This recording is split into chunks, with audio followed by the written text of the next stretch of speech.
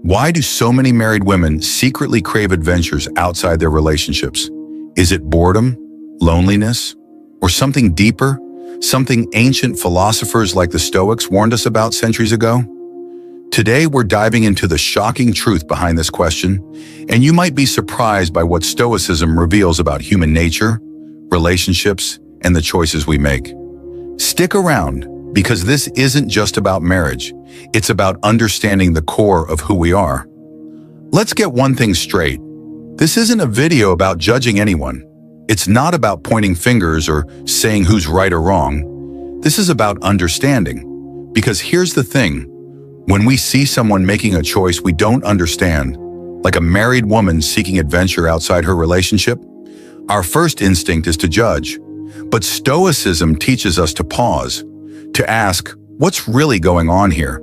And more importantly, what can we learn from this? So today we're going to explore this topic through the lens of Stoic philosophy. We'll look at human nature, the pursuit of happiness, and why sometimes, even when we have everything we thought we wanted, we still feel like something's missing. Ready? Let's go. Okay, let's start with the obvious question. Why does this happen? Why do some married women, or men for that matter, look for adventures outside their relationships?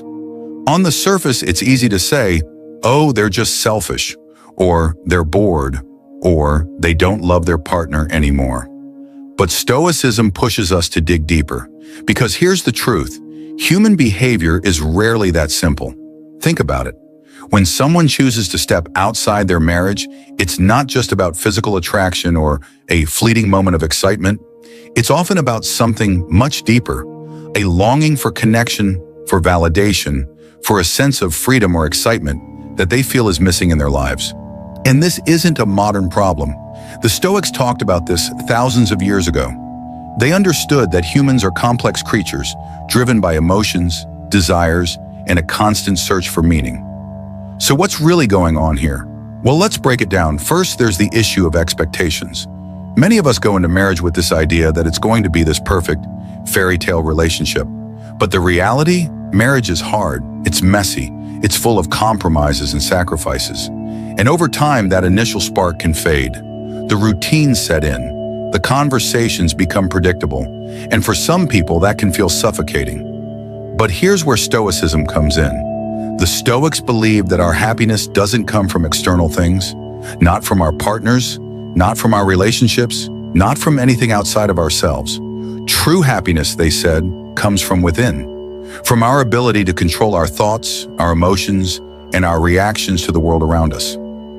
So if that's true, why do so many people still look for happiness outside their relationships? Why do they chase after adventures, even when they know it could destroy everything they've built? That's what we're going to explore next. 1. The Stoic perspective on desire and happiness. Let's start with the Stoic view on desire. The Stoics believe that most of our problems come from one thing: wanting what we don't have.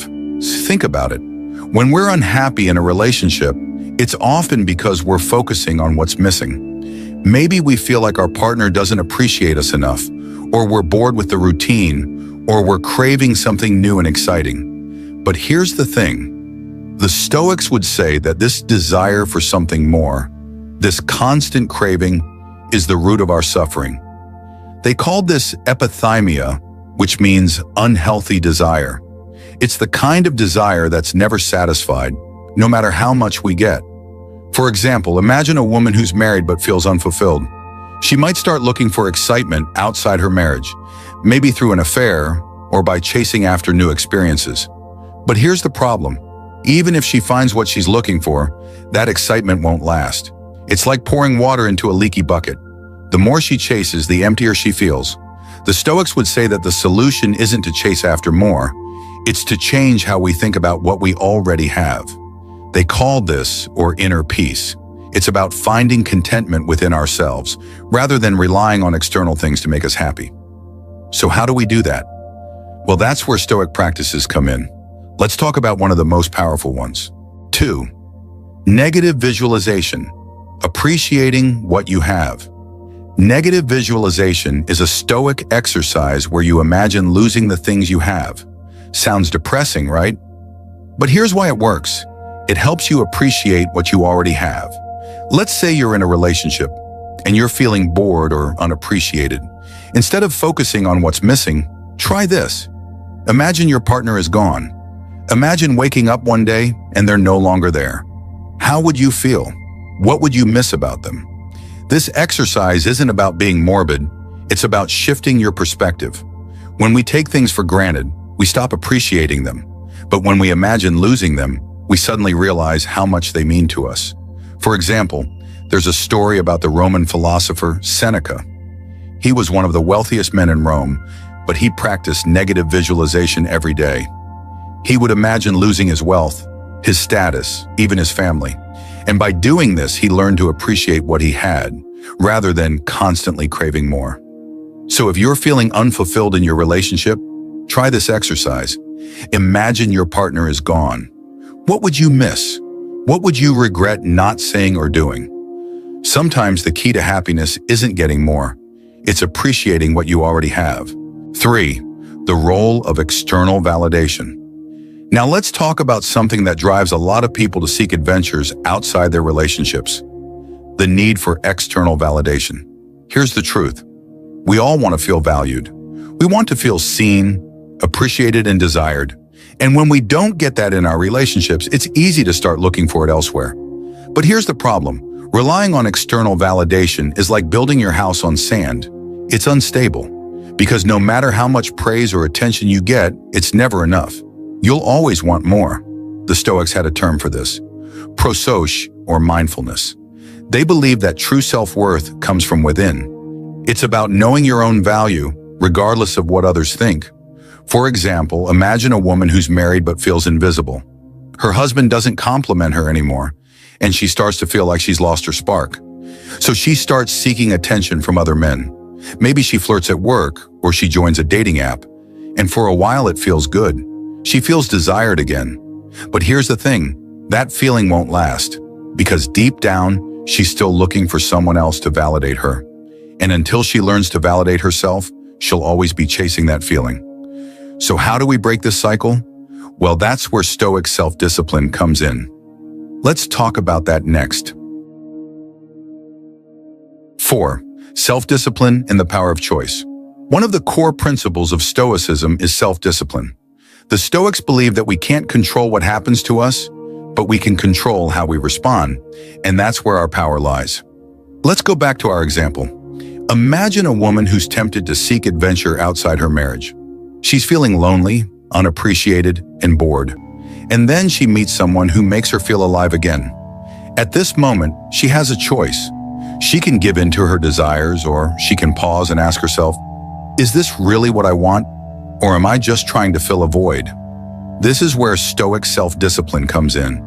It's about recognizing your impulses, but not letting them control you. It's about making choices based on your values, not your emotions. For example, the Stoic philosopher Epictetus was born a slave, but he became one of the most respected teachers of his time. How? By practicing self-discipline. He believed that true freedom comes from mastering your own mind. So if you're feeling tempted to seek happiness outside your relationship, ask yourself, what's driving this desire? Is it a need for validation, a fear of missing out, or something else? And then make a choice based on what you truly value, not just what feels good in the moment. 5. The role of society and modern pressures. Now let's talk about something that makes all of this even harder. Modern society.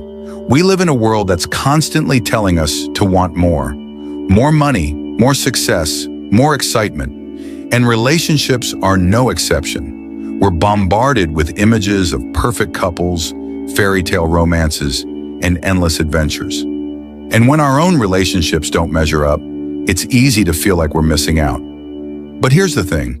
The Stoics would say that this is all an illusion. They called it fantasia, or false impressions. It's the idea that we're constantly being tricked by our own perceptions. For example, think about social media. We see these curated highlight reels of other people's lives and we start to compare. We think, why isn't my relationship like that? But here's the truth. What you're seeing isn't real. It's a carefully crafted image, designed to make you feel like you're missing out. So how do we break free from this? Well, the Stoics would say, focus on what's real. Focus on your own life, your own values, and your own relationships. Don't let society's expectations dictate your happiness. For example, Marcus Aurelius, the Roman emperor and Stoic philosopher, wrote in his journal every night. He would reflect on his day, his choices, and his values. And by doing this, he stayed grounded in what truly mattered. So if you're feeling pressured by society's expectations, try this. Take a step back. Ask yourself, what do I really want? Not what society tells me to want, but what truly matters to me. And then focus on that.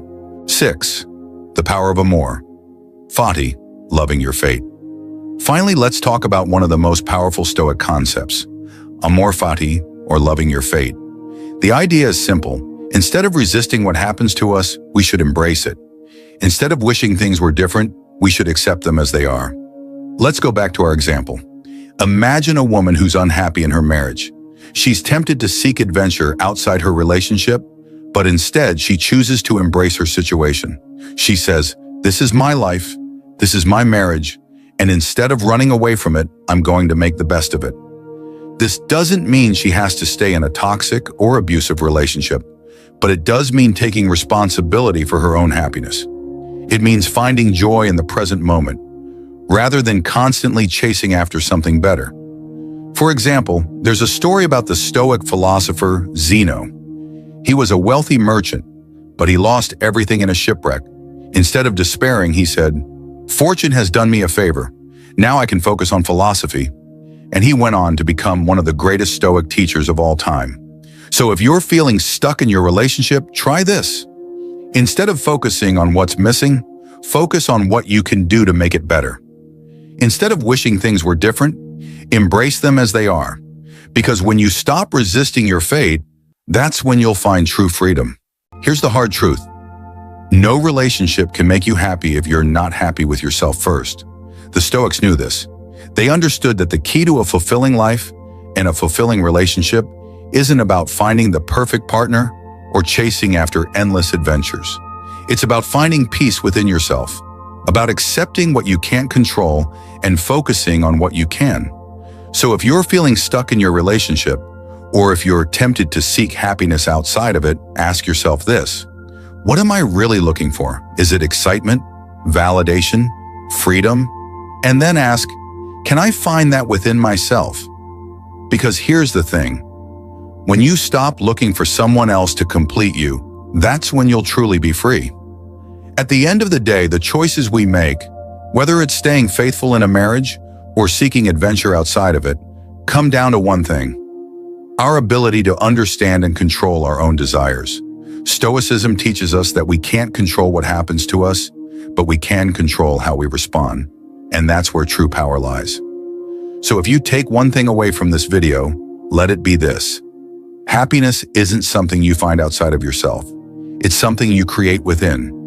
And when you understand that, you'll see your relationships and your life in a whole new way.